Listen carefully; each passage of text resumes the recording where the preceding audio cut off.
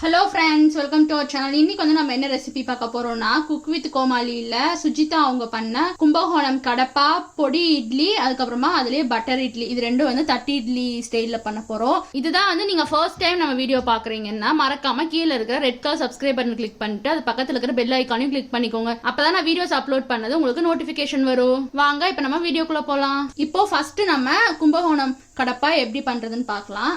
கும்பகோணம் கடப்பா பண்றதுக்கு ஃபர்ஸ்ட் ஒரு கடாய் வச்சுக்கோங்க. இப்போ இதுல ஒரு 2 ஸ்பூன் அளவுக்கு எண்ணெய் சேர்த்திக்கோங்க. இப்போ எண்ணெய் நல்லா சூடாயிடுச்சு. அடுத்து இதுல ஒரு அரை ஸ்பூன் கடுகு சேர்த்திக்கோங்க. கடுகு நல்லா பொரிஞ்சது. அடுத்தது ஒரு அரை ஸ்பூன் சீரகம், அடுத்தது ஒரு துண்டு பட்டை, ஒரு பிரிஞ்சி எல்லாம் சேர்த்திக்கோங்க. கொஞ்சமா கருவேப்பிலை எல்லாம். இப்போ இது லைட்டா ஃப்ரை பண்ணி விட்டுருங்க. அடுத்து இதுல ஒரு பெரிய வெங்காயத்தை இந்த மாதிரி பொடியா கட் பண்ணி வச்சுட்டு இப்போ இதை சேர்த்திடலாம். இப்போ இதை நல்லா ஃப்ரை பண்ணி விட்டுருங்க. அடுத்து இதில் ஒரு ஸ்பூன் அளவுக்கு இஞ்சி பூண்டு பேஸ்ட் சேர்த்திக்கோங்க. அடுத்தது 2 மீடியம் சைஸ் தக்காளி இந்த மாதிரி பொடி பொடியாக கட் பண்ணி வச்சுருக்கோம். இப்போ நம்ம இதை சேர்த்திடலாம். இஞ்சி பூண்டு பார்த்தீங்கன்னா நீங்கள் பேஸ்ட்டாகவும் சேர்த்துக்கலாம், இல்லை பொடி பொடியாக கட் பண்ணியும் வேணுனாலும் சேர்த்துக்கோங்க. இப்போ இதை நல்லா ஃப்ரை பண்ணி விட்டுருங்க. இப்போ இதில் தேவையான உப்பு சேர்த்திக்கோங்க. ஒரு அரை ஸ்பூன் அளவுக்கு மஞ்சள் தூள். இப்போ இதை வந்து நல்லா ஃப்ரை பண்ணி விட்டுருங்க.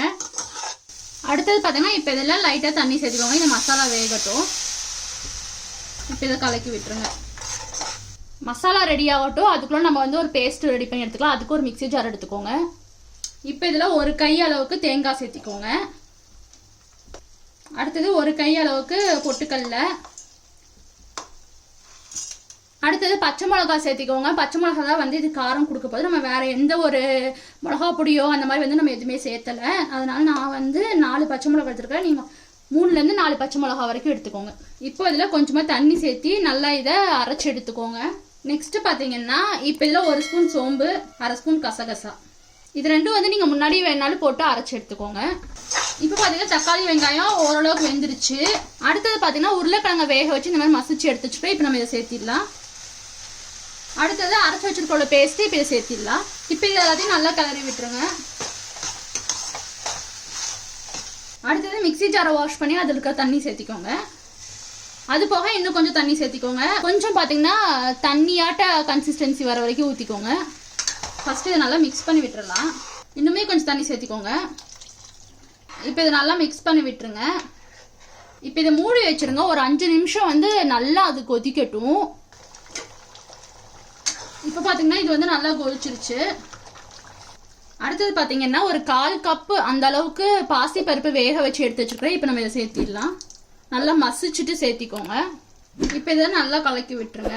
பாசி பயிர் சேர்த்ததுக்கப்புறம் பார்த்தீங்கன்னா இன்னுமே நல்லா கெட்டியாகும். நம்ம எவ்வளோ தண்ணி ஊற்றுறோம் இருந்தாலும் பார்த்தீங்கன்னா எவ்வளோ கெட்டியாயிடுச்சுன்னு பாருங்களேன். ஏன்னா பாசி பருப்பு, அதுக்கப்புறமா உருளைக்கிழங்கு, தேங்காய் இது எல்லாமே பார்த்தீங்கன்னா உங்களுக்கு வந்து நல்லா கிரேவியை கெட்டியாக ஆக்கி கொடுக்கும். லாஸ்ட்டாக பார்த்தீங்கன்னா இப்போ இதில் பொடியாக நறுக்குன கொத்தமல்லி தழை சேர்த்திக்கோங்க.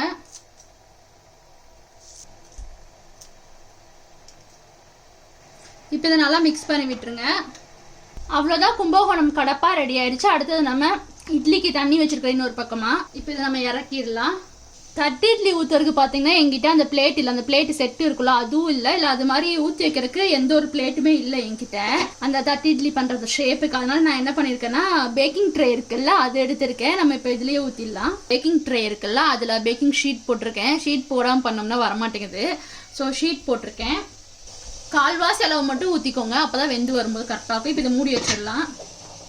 இப்போ பார்த்தீங்கன்னா இட்லி வந்து நல்லா வெந்துச்சு. இப்போ இதை நம்ம வந்து லைட்டாக சுற்றியும் கட் பண்ணிக்கலாம். ஆக்சுவலாக சில்வர் பிளேட்டாக இருந்தால் தான் நல்லா வருமாட்டிருக்குது. நெக்ஸ்ட் டைம் வரும்போது வீட்டிலேருந்து ஒரே ஒரு பிளேட் மட்டும் சின்ன சைஸில் கிடச்சிதுன்னா வாங்கிட்டு வந்து வச்சுக்கணும். இப்போ இதெல்லாம் நம்ம பட்டர் அப்ளை பண்ணிக்கலாம். கொஞ்சம் முன்னாடி நான் பட்டர் வந்து ஃப்ரிட்ஜ்லேருந்து எடுத்து வச்சிட்டேன். இப்போ இது வந்து நல்லா அப்ளை பண்ணிக்கோங்க. நெக்ஸ்ட் பார்த்தீங்கன்னா இதில் இட்லி பொடி சேர்த்திக்கலாம்.